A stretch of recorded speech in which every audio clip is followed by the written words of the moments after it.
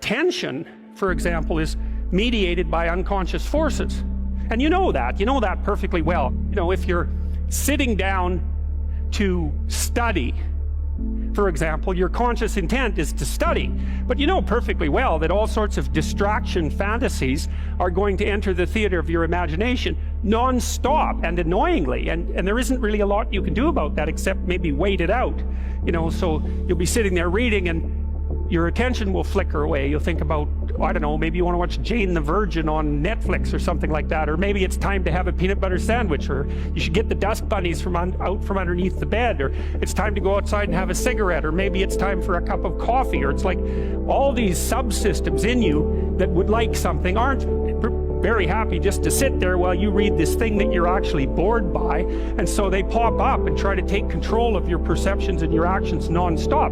Maybe you think, well, this is a stupid course anyways, why do I have to read this damn paper, and what am I doing in university, and what's the point of life? It's like, well, you can really get going if you're trying to avoid doing your homework, and then you might think, well, what is it in you that's trying to avoid? Because after all, you took the damn course and you told yourself to sit down. Why don't you listen? Well, because you're a mess.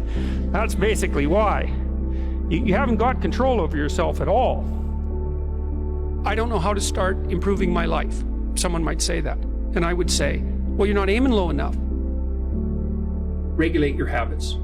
Try to get up at approximately the same time each morning. I would recommend that you get up approximately when other people get up. So that would be something in the neighborhood of 7:30 or 8 in the morning, or perhaps earlier, or perhaps a little bit later, but you want to stabilize that because your circadian rhythms operate more, fluidly, and your mood is likely to be regulated better if there's islands of stability in your daily routines. Human beings like daily routines, just like dogs like daily routines. So regulate your sleep. I would say when you get up in the morning, eat breakfast. That's a really important thing to do. I can't tell you how many people I've treated in my clinical practice whose proclivity for emotional instability and depression, anxiety, general hopelessness, emotional pain and gloom and doom, as well as capacity to concentrate, were properly regulated or inhibited or reduced by merely ensuring that they ate a protein and fat rich breakfast relatively soon after they wake up. And that's especially true if they're stressed. And as it turns out that if you stress yourself after a fast, which is of course what you've undertaken if you haven't eaten since the night before, that your body produces enough insulin to deplete the sugar in your blood, and then it's very difficult for you to become regulated properly with regards to your metabolism until you sleep again. And so it can be regulating your sleep, and your breakfast eating habits in particular can be in a very effective way of regulating your mood and increasing your capacity to concentrate. The other thing I would say is that scheduling your time is also extraordinarily useful. And so I can tell you a little bit about how to use schedules effectively. You should develop a long-term plan. So you have to set up your long-term vision. And then I would say once you set up that vision so that you know how to orient yourself, then you should start designing your days. And you can do that very effectively with a calendar like Google Calendar. Many people say, well, I hate using a schedule, or I hate using a calendar.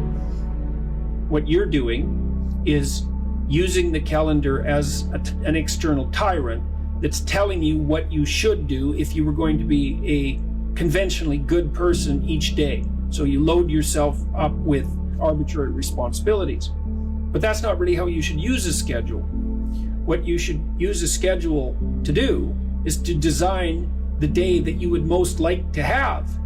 And obviously that's going to include accepting some responsibility and undertaking to make progress on those things that you have to make progress on to keep your life from collapsing into chaos. But it should also mean that you schedule in activities that make you actually want to have that day. And so if you're using a schedule properly, that it can be your friend. And that can also be something that can increase your capacity to concentrate. And then I would say, well, if you're very scattered, then you can start to train yourself. You might say, well, I need to learn to read without distraction.